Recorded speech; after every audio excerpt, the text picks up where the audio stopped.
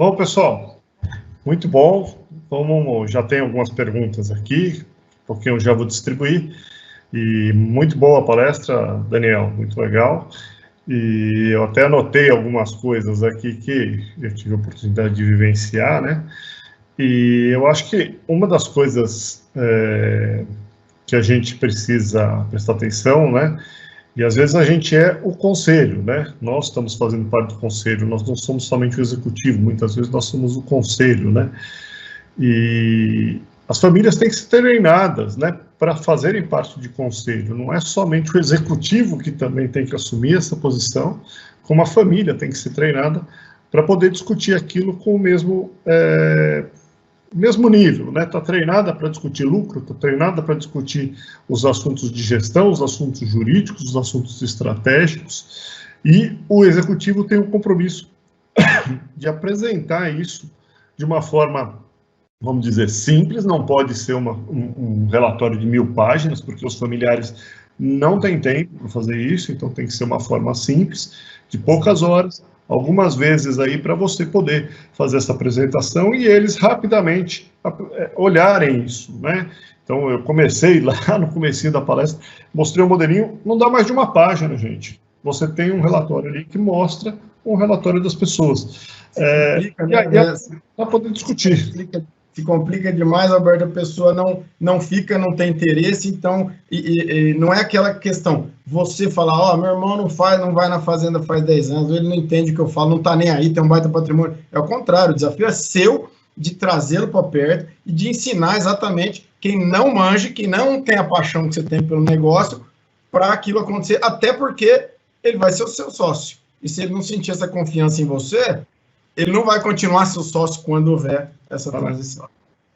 E a postura, né, deste irmão ou destas pessoas da família também tem que ser uma postura de eu não recebo, por exemplo, eu já vi muitas situações, né, de você ter lá o pai, os irmãos do pai recebem o patrimônio e todos os filhos vivem de uma certa forma durante um tempo por aquilo, mas depois não tem não recebem durante sua vida, né, até os 40, 50 anos, se tudo correr bem, como você disse, né, Daniel, 50, 60 anos, não vão receber nada disso.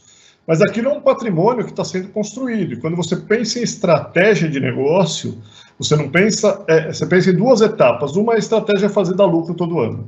Isso é uma estratégia que envolve muito esse lado que eu mostrei. A segunda estratégia é você ter um patrimônio e quanto desse lucro você vai continuar aplicando no seu negócio e quanto você vai distribuir para sócios, para que esse negócio sobreviva e possa ser a sua geração e as próximas gerações. Senão você mata esse negócio pela própria financeiro dele. Então, e quando vier isso, a parte estratégica que o Daniel comentou como jurídicos ou outras partes, elas entram aqui embaixo. Se você não participar e não olhar como é que isso vai ser resolvido, que sejam poucas vezes por ano, mas de uma forma rápida, você acaba destruindo isso lá na frente. Quando você recebe, isso vira uma briga. Então não tem que virar briga. Tem que ser uma coisa construída, participe com a sua participação, para que lá na frente você não venha discutir isso. E é mais fácil, muitas vezes, você ter essa discussão na presença de pais e mães, do que muitas vezes você fazer essa discussão sem a presença. Até quando, pior ainda, né, quando são vários casamentos, né, vamos chamar assim, aí a situação fica mais complicada. Então, trazer isso à mesa antes dessa situação, ela é melhor do que você levar essa situação depois e tentar discutir isso depois. Ela começa a ficar complicada e custa juridicamente muito para você resolver esse caso. O pior momento, né, a turma às vezes trata isso como um mito, uma dificuldade de enfrentamento, né? Mas o pior momento de você enfrentar esse assunto é no momento da doença ou da falta, né, do pai ou da mãe, porque nesse momento as emoções estão maiores, ninguém falou como vai ser o negócio depois, então tem certeza sobre o negócio, os custos certamente vão ser maiores, então esse é um assunto que eu considero, até quando trata da sucessão dos ambientes de discussão, é o componente esquecido das fazendas, tá? Do mesmo jeito que o sistema radicular é o componente esquecido das pastagens, muitas vezes, a interação familiar e sucessão é o componente esquecido no ambiente de fazenda aí. Eu digo isso, Daniel, tem um ponto aí que eu acho que é extremamente importante, que é o lado de você, como é que a gente pode colocar, né? É o lado onde você tem que levar isso para uma boa discussão, né? Conseguir construir essa boa discussão e todos conseguirem participar. E muitas vezes, gente, não é possível fazer isso sem um consultor que não tem sentimentos, ou seja, ele está olhando aquilo de uma forma... Lógico, ele vai se apegar, ele vai procurar entender as coisas da família, mas ele não tem o sentimento, porque às vezes com o sentimento a gente não consegue falar uma coisa que precisa ser falado diretamente para a pessoa. Então a gente segura e aquilo acaba ficando como uma mágoa e ela explode no momento futuro. Então precisa ter o intermediário, né? Onde ele faz, ele ouve e ele acaba fazendo esse meio de campo, vamos chamar assim. É a mediação, é a tal da mediação. Meio de campo. Quando envolve emoção, fica difícil você não tomar um lado, né? Você está puxando a sardinha para o lado do seu irmão, está puxando a sardinha para o lado do outro, né? Sempre vai ficando difícil. Muito bom. E aí me perguntaram aqui, né? Eu até mandei um material, né? Vamos partir para algumas perguntas aqui. Me perguntaram se é fácil apurar o lucro. Se é fácil apurar o lucro. Vamos lá. Né? Uma coisa é o lucro do negócio, da operação, da estratégia que o Alberto colocou aí, que, né, tem ferramenta para você buscar, mas a gente tem uma ferramenta que é fácil para você mostrar o lucro para a sua família, para você apurar uma vez por ano, que a gente recomenda para quem ainda está começando e não consegue detalhar ou está muito longe, que é uma ferramenta de balanço patrimonial. E balanço patrimonial nada mais é do que aquilo. Ó, eu tinha 20 milhões, agora no começo do ano, e no fim eu tenho 21 ou eu tenho 19, fiquei mais rico ou mais pobre, né?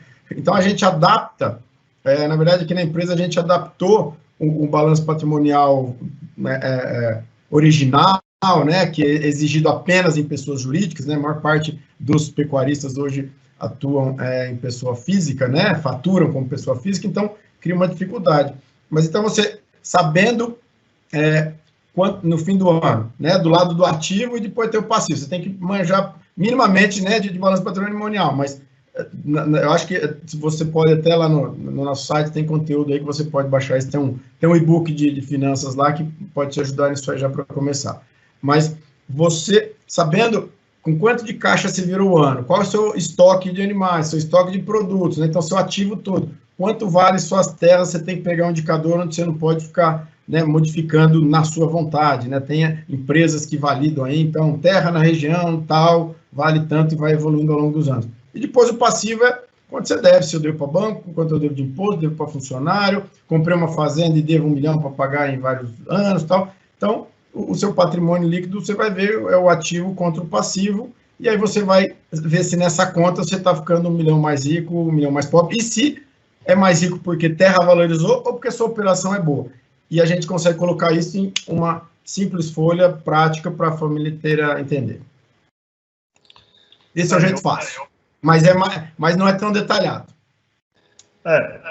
Eu fiz bastante isso e tem os dois níveis. Tem o nível de passivo e ativo, onde o Daniel colocou, que eu acho que é um nível bem gerencial e muita gente acaba deixando o lado de balanço, contabilidade, para ser um negócio mais fiscal do que um negócio de gerência, né? Balanço e a gerência são coisas muito importantes que você precisa fazer. E tem o fluxo de caixa. Através do fluxo de caixa, você também consegue apurar muito dado, gente. Você controlando ali etapinhas, eu até postei para vocês um material que eu ensino a partir de fluxo de caixa, você fazer um controle e conseguir apurar no final ali o seu resultado, você já começa a fazer um primeiro controle, porque muita gente nem esse nível não conseguiu ainda organizar. E orienta ali como é que você faz uma forma de rateio de um custo indireto, né, de uma despesa indireta, como é que se rateia esses custos para você começar a montar alguma coisa. O nível mais abaixo, que é aí onde entra patrimônio, ou você consegue fazer isso em fluxo de caixa também, é um nível mais profundo, onde você está pensando aí em estratégia, que são o seu passivo, né, que não circula no negócio. É aquilo que está lá no seu patrimônio, que está numa marca do negócio, que está em algum lugar, é aquilo que não circula. E aquilo que não circula, realmente aí você tem que ter um modelo para pensar isso no longo prazo. E depende da finalidade, né, Alberto? Né? A sua finalidade, quanto eu vou lucrar nisso, nesse espaço, nesse tempo, né? A margem por arroba produzida. Outra coisa, se eu preciso apresentar para minha família, se eu preciso apresentar para banco, sei lá, quem quer que seja, né? Aí você tem que ir para o amplo, que eles não vão querer saber quanto está custando a arroba produzida. Ele vai querer saber se, né, deu dinheiro ou se não deu dinheiro. Porque a paixão da arroba produzida, de quanto está custando, de ser eficiente, esse gosto é nosso. É da família, muitas vezes. Né? Muitas vezes não é do irmão, não é de um primo, não é de outra pessoa, né? Então, a gente tem que tomar cuidado. E aí você entra nessa parte estratégica. Então, eu acho que esses dois são duas fases diferentes. E o básico para tudo isso é você fazer a gestão de primeiro momento, que é a gestão do ano, ela tem que dar dinheiro, que é esta parte de acompanhar e ser um executivo que olha o mercado e consegue olhar a produção e mesclar suas estratégias de dar dinheiro. Se você não fizer isso, você vai justificar resultado negativo todo ano e vão acabar com o negócio, vão fechar. Se isso não der certo, não tem negócio que sobrevive. O segundo é a parte estratégica. Não, estou gerando lucro, a turma já começa a ficar mais contente porque sabe que vai ter patrimônio lá no final, mesmo que eu não receba nada hoje, eu tenho patrimônio a receber um dia e isso está sendo bem gerido, então eu posso dormir, porque este gestor está me dando justificativas que me satisfazem. E aí, tudo bem. E aí, nesta parte estratégica, realmente tem que ter uma conscientização, porque as ações, principalmente jurídicas e tudo mais, ou estratégicas tributárias, elas demoram anos, às vezes, para ocorrer, não é um ano. Então, não adianta você planejar agora para executar ela amanhã, não vai. Essas são a de mercado, a de produção. Essas estratégias jurídicas, elas são de anos. Então, você não vai conseguir fazer isso. Você comprar uma fazenda, outro dia eu estava discutindo isso com um grupo de produtores, você compra uma fazenda ou um rebanho, né? Como é que você faz com que, um rebanho de vacas, né? Como é que você faz com que isso tenha um ativo biológico que vai se valorizar lá no final? Quer dizer, você tem que ter uma estratégia que, ao comprar um rebanho, né, onde você tem um rebanho de animais, se você não melhorar a genética dele, naquele momento que você comprou, aquilo vale 100. Mas um rebanho melhor, com melhor qualidade genética, ele vale 120 naquele momento. Então, você tem um espaço para transformar aquele rebanho de 100 a 120 quando você for vender daqui a alguns anos. Para você chegar nesse rebanho de 120 ou 130, a momento de mercado lá na frente, você tem que fazer um trabalho de genética que não é de um ano, é de vários anos. Mesma coisa uma fazenda degradada, que você compra ela barata numa região que está mais distante, que vai valorizar e que você também pode construir ela biologicamente, ela demora anos. Você não faz isso de um ano para o outro. Então, daria alguns anos, você montando na sua estratégia onde estão os pontos de valores da sua estratégia, você vai conseguir montar esse fator biológico e ganhar não só ano a ano, com lucro, mas também com um plus de negócio, que é o plus estratégico. Né, de transformação de operação, e assim por diante. Era cerrado, virou pasto, e assim por diante, e por aí vai. Essa é a parte estratégica, né? Então, deixa eu mandar uma pergunta aqui para o Daniel. Vamos lá. Vou pegar aqui. Por que você acha que o pessoal em geral ainda não tem essa visão empresarial que você comenta? E qual o jeito de falar isso para o meu pai, que ainda é quem manda lá em casa? Vamos lá, eu ouço isso com frequência semanal, da moçada mais nova, né? Então, mas quando vem da geração de cima, é aquele costume de fazer a coisa como sempre foi, e às vezes fugir de enfrentar uma realidade, né?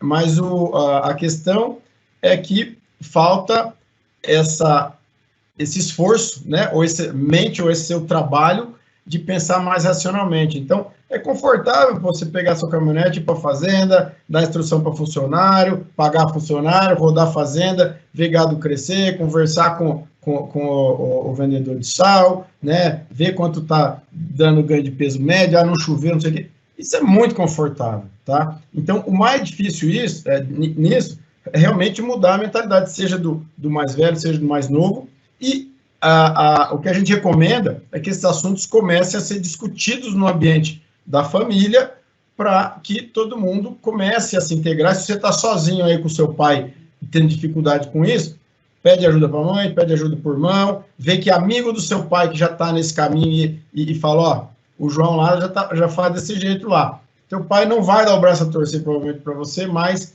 ele vai conversar com o João, ele vai conversar com a sua mãe e devagar as coisas vão avançando. Mas é com calma e com ferramenta e mostrando que é o mesmo tipo de ferramenta como se faz ali a ferramenta de gestão, de fisiologia, de trocar, né, de rotacionar, de trocar boi de pasto, de nutrição, para tudo tem ferramenta, só que né, num outro ambiente do seu negócio. Legal. Mandaram aqui uma para mim, vamos lá. Carlos, do Mato Grosso do Sul, com estas variações de preço nos últimos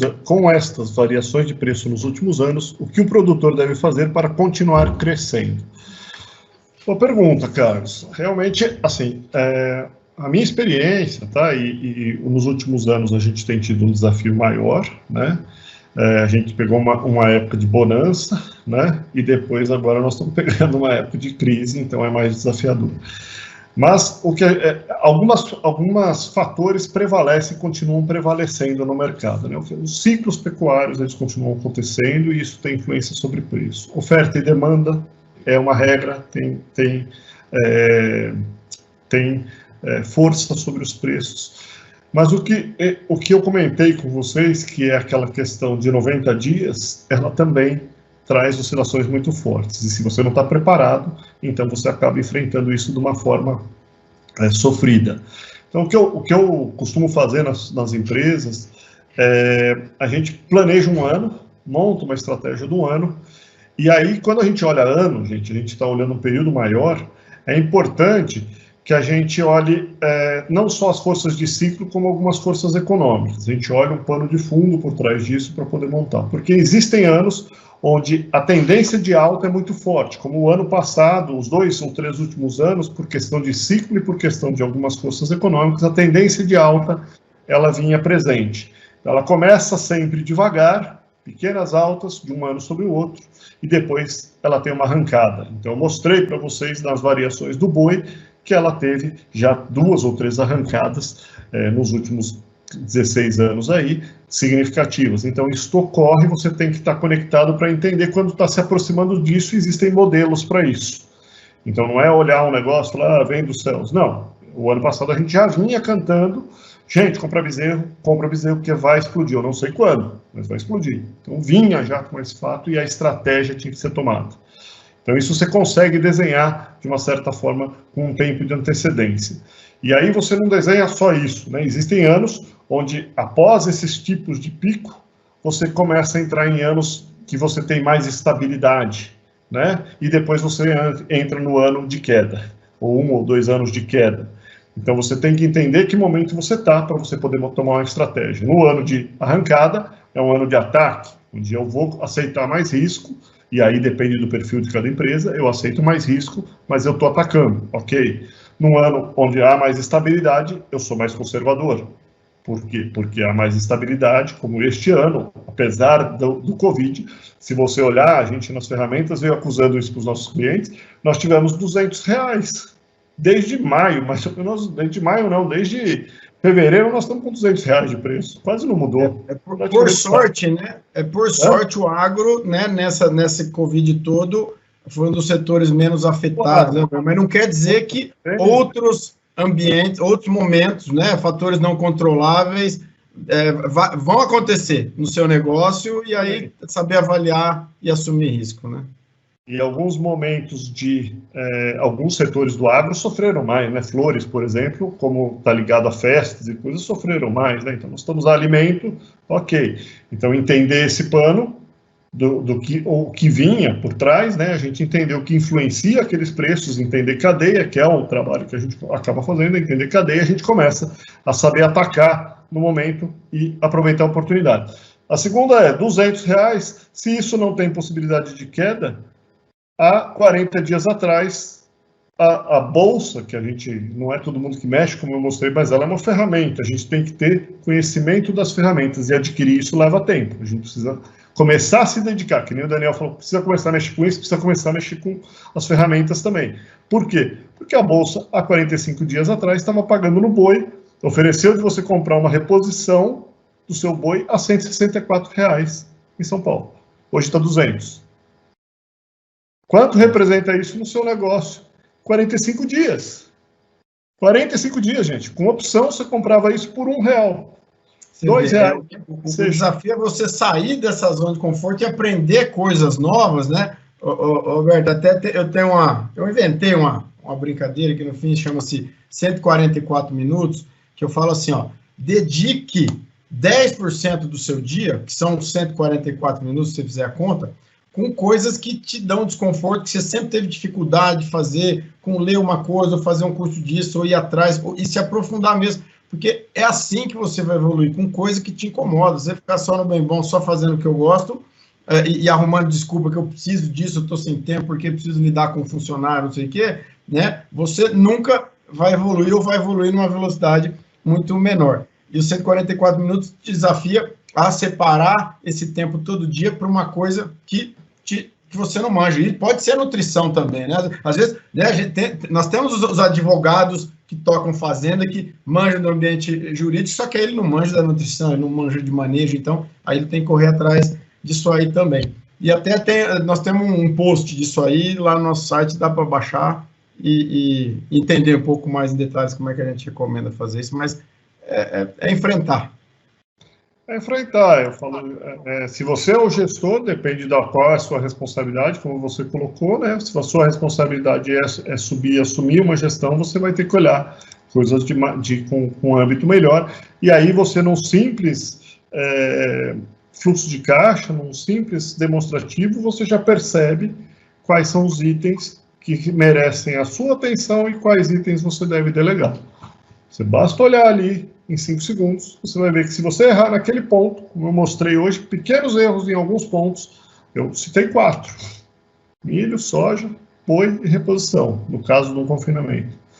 Né? Cada caso tem uma situação. Se você errar ali, você perdeu o negócio, você vai errar. Então, separar isso, organizar e entender é um ponto. O outro é você fazer a organização de demonstração disso.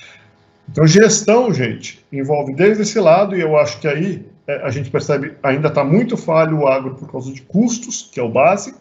Então, a gente postou aí a parte de custos, como é que faz o curso. O Daniel também, a gente acabou não postando, mas o Daniel tem um curso excelente, fazendo as SA, que ele ensina muita coisa para vocês também aprenderem a gerar, olhar um pouquinho esse lado estratégico de business como um todo, né, e organizarem isso. Então, a gente vai postar os 2 links agora para vocês.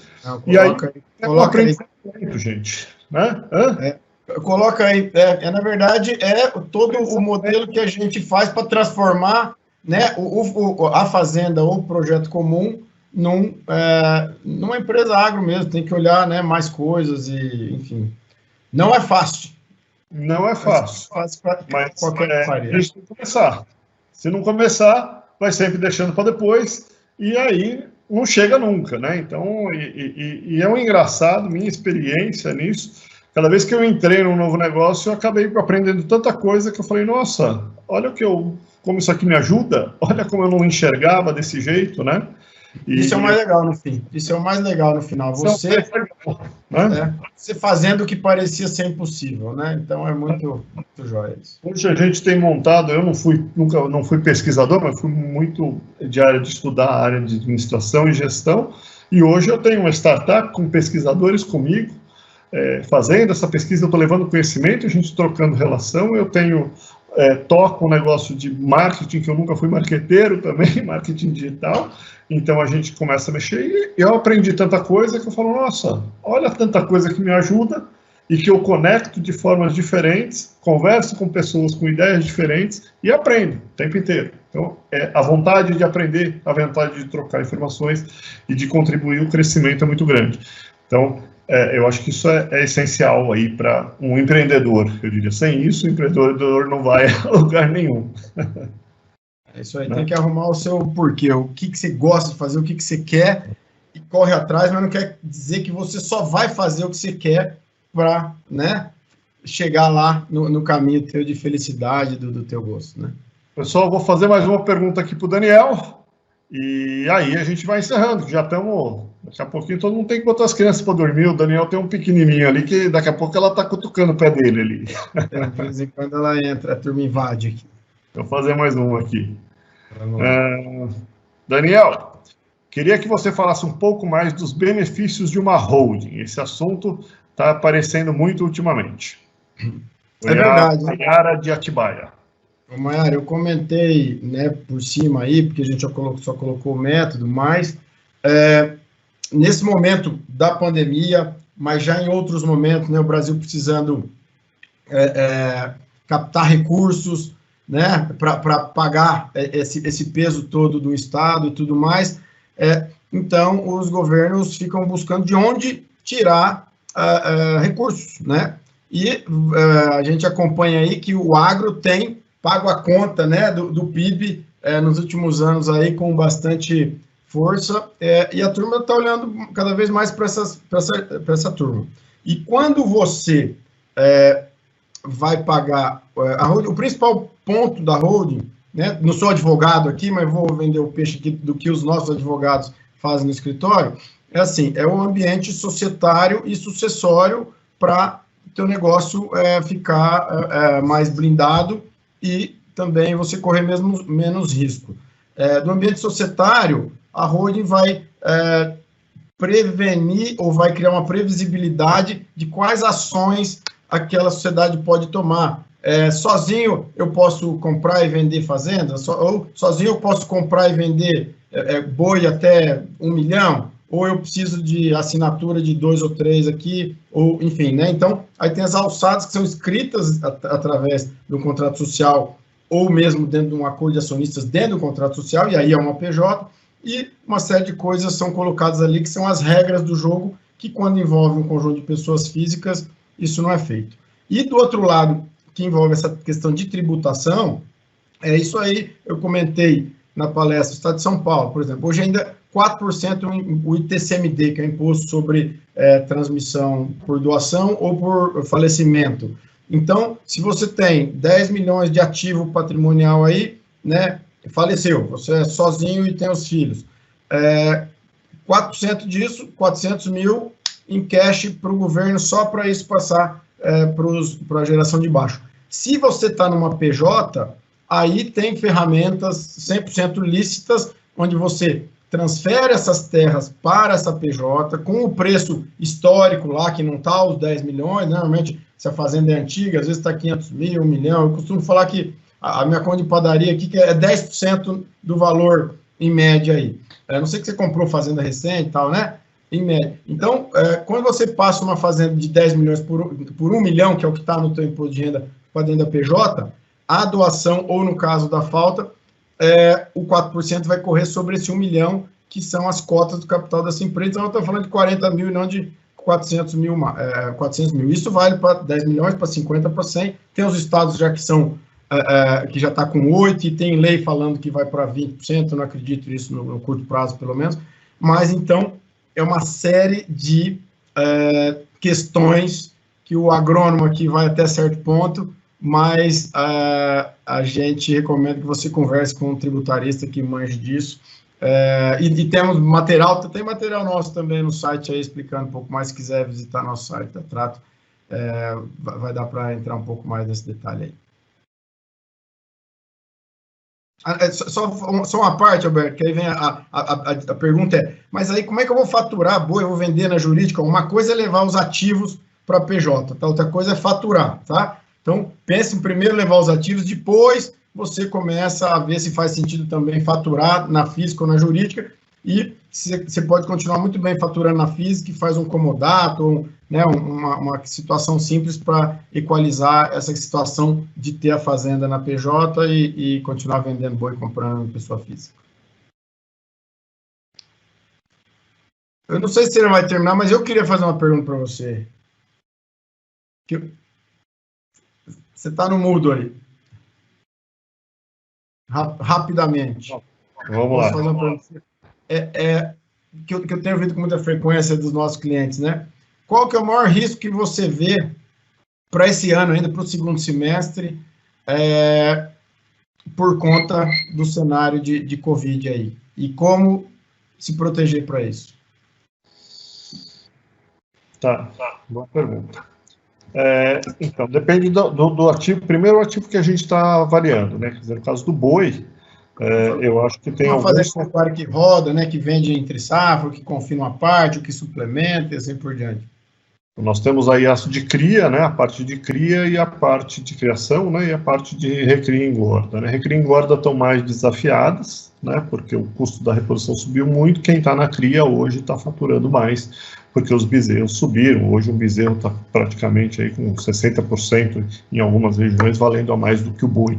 Isso é um parâmetro que eu mostrei para vocês, é alto, né, então a reposição tem encarecido. Agora, nas reposições, reposição e no boi, né, a gente já tem um outro desafio, quer dizer, o primeiro ponto que eu vim alertando para o pessoal nosso, a gente faz uma análise que é análise, o IBGE ele solta informações atrasadas, né, se você quiser saber hoje quanto abateu pelo IBGE, você só vai saber de dezembro. A gente já solta isso dentro das nossas plataformas já do mês de abril, nós já soltamos. E eu já vinha mostrando que pelo ciclo a gente devia ter menos oferta. E nós estamos com menos oferta, sendo confirmado. E aí eu separo isso em oferta, mercado interno e mercado externo, para a gente poder entender. Então, há um lado que o mercado externo está bom, nós estamos exportando com menos volume de abate, deveria cair a exportação está se mantendo e o volume de abate está saindo do mercado interno. Então, nós estamos com menos carne no mercado interno e exportando a mesma quantidade, praticamente, um pouquinho a mais do que o ano passado. Então, essas proporções aumentam para o lado da exportação, com o câmbio desvalorizado, isso nos ajuda a manter um patamar de resultado bom. Então, isso é uma pressão de demanda, tá? É uma pressão de demanda que está tendo, exportação, só que isso ainda não representa muito, né? Ele representa aí 20 e poucos %. Então, isso está na plataforma, a gente já começa a avaliar. O segundo lado é a margem das indústrias, né? A margem das indústrias também está boa, por incrível que pareça, a gente tem um histórico disso, então, tanto no mercado interno quanto no mercado externo, essas margens também não estão ruins. Quando elas estão ruins, a indústria quebra, não estão. Então, a gente viu aí balanços recentes, só que a gente vinha cantando a vantagem de você ter uma informação antes, é que a gente já sabia disso antes. Então, se a margem não está bom, não está ruim, as exportações estão boas e temos menos volume, provavelmente esse mercado tem pouca chance de queda. E aí veio as oportunidades de você comprar, a bolsa oscilou demais e apareceram as oportunidades e você saber com antecedência que isso está acontecendo te ajuda a tomar uma decisão. Vou correr o risco de tomar uma decisão de comprar ou de vender um ativo. A gente já sabia quando o Covid começou a aparecer, teve preços de 215 na bolsa, nossas recomendações eram vender, por causa de Covid e tudo mais. Ao mesmo tempo, quando chegou a 164, foi de comprar. Compre porque agora está barato. E isto dentro de um ano. Né? Dentro do ano não, dentro de meses, 3 meses. 3 meses. Então, quem tomou essas atitudes sobre aproveitar. Olhando para frente, nós continuamos enxergando menos oferta. Né? Nós estamos aí com o preço do bezerro muito bom, a retenção de vaca continua acontecendo, nós vamos ter menos oferta à frente. A questão é essa demanda, como é que ela vai se comportar, né? E a segunda questão é a estrutura de confinamento. Eu botei ali o preço médio de 6 anos, mas se você fizer isso para preços de reposição colocados hoje numa estrutura de confinamento, e com o preço do milho, e vender a esse preço de futuro, não dá lucro, está negativo. Então, a maioria das operações estão boitéis, ou muitas operações não estão recebendo animais. Se isso permanece por um longo prazo, né, essa situação de mercado ela não muda, nós vamos ter uma intenção de confinar menor. Isso muda muito rápido, porque o gado está lá, a ração está lá, se mudar, eu vou, se não mudar, eu fico quietinho. Então, a intenção de confinar hoje é muito baixa, e eu tenho menos produção de carne, né? Ou como eu tenho menos vaca e talvez menos oferta de confinamento, se isso continua, possivelmente eu tenho uma oferta bem menor no segundo semestre, com China começando a voltar a comprar e é um grande comprador, então eu vou ter essa relação possivelmente gerando uma falha. Isso pode gerar oportunidade. O que é oportunidade? Você tem que olhar e tentar explorar um pouquinho isso. E aí, na minha experiência de mercado, é um pouco isso. Quer dizer, uma você olha pano de fundo, entende o que é mercado, né? E a segunda é você descer para nível de dia, porque as oscilações são muito rápidas, e você ter ferramentas, como um pouco aqui eu mostrei, que a gente treina as pessoas para poder olhar isso, mas que te dão um indicador de curto prazo que aquilo está barato. Então, você tem o pano de fundo, você está mais seguro, você está esperando o momento. Qual é o momento? O momento tem que ter uma indicação. E ela é livre de intuição. Eu não tenho minha intuição. Aquilo são dados, uma análise de cadeia, que nos informa uma informação. Compro, não compro, está barato, não está. Tem menos risco aqui do que você fazer. 100% certo? Não existe decisão nenhuma 100% certa. Todas as decisões têm risco, porque ninguém manda no mercado, ninguém manda em nada. Mas você toma ela de forma mais segura e de forma pautada e mais chance disso subir do que de cair. Então, você toma menos risco ao ter uma boa informação na mão. Eu acho que essa é uma informação. Eu queria só responder uma perguntinha aqui da questão perguntaram do lucro de novo, né? Qual é o melhor parâmetro para avaliar o lucro? A gente fala isso um pouco no curso Lucrando Alto Fora da Porteira, né? Que a gente fala o primeiro parâmetro, que vai até o EBITDA, né? A gente desce um pouquinho mais e para pagar dividendos e olhar esse foco de lucro com o ano, a gente desce e paga dividendos, extrai os dividendos e vai no NOPLAT, que é tirar os impostos que você vai pagar também, né? Então, você vem até esse nível e aí ali sim você sabe quando você pode pagar dividendos ou não, apurar esse lucro para você gerar o que a gente chama de EVA, né? Que já paguei os bancos, a minha dívida com o banco, já paguei meus acionistas e me sobrou dinheiro para eu poder bancar meu negócio e crescer com o meu negócio. Esse é um ponto que eu considero ideal. Não sei se o Daniel tem a mesma opinião, mas é um ponto que a gente tem visto aí nos sistemas financeiros como um bom apoio ao lucro. Não, é por aí, né?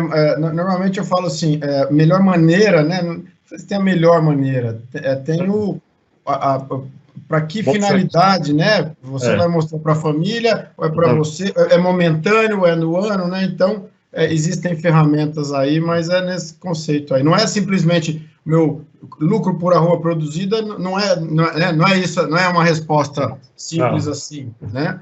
Então, o negócio vai mais longe. Tá bom.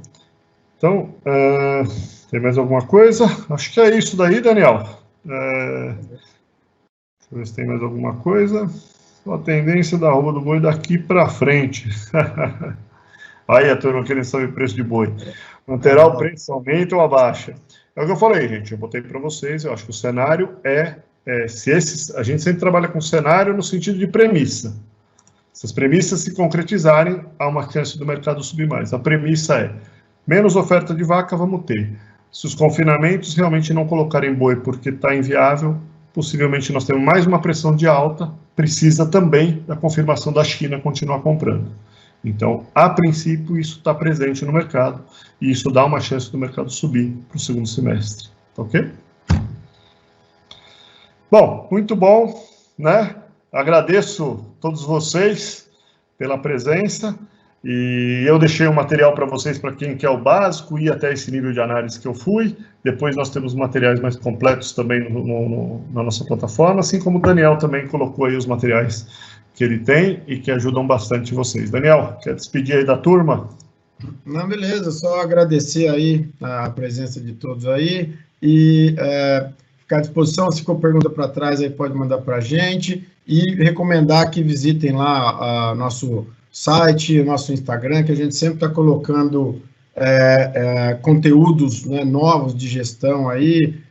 Nosso Instagram é Trato Consultoria, Trato com 2 T's, e o site www.tratoconsultoria.com, só .com, e também a turma pode baixar lá alguns livros digitais e algumas, né, uma série de programas que a gente tem também lá, mas tem muita informação lá para a turma evoluir nesses conceitos aí de gestão, que a gente bate muito em cima e cutuca, põe o dedo na ferida da turma aí. Gente, Curte o Instagram do Datrato, que é bem legal, tem muito material. Curte o meu Instagram, tem muito material.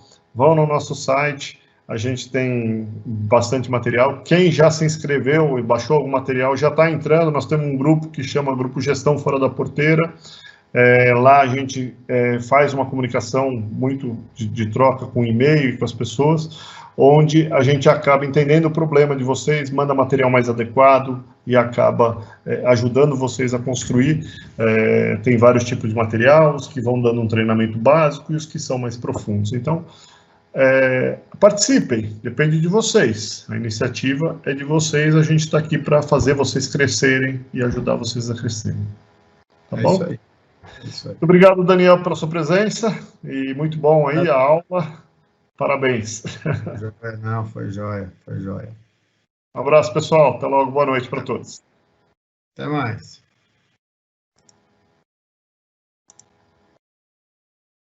Fechou, Daniel.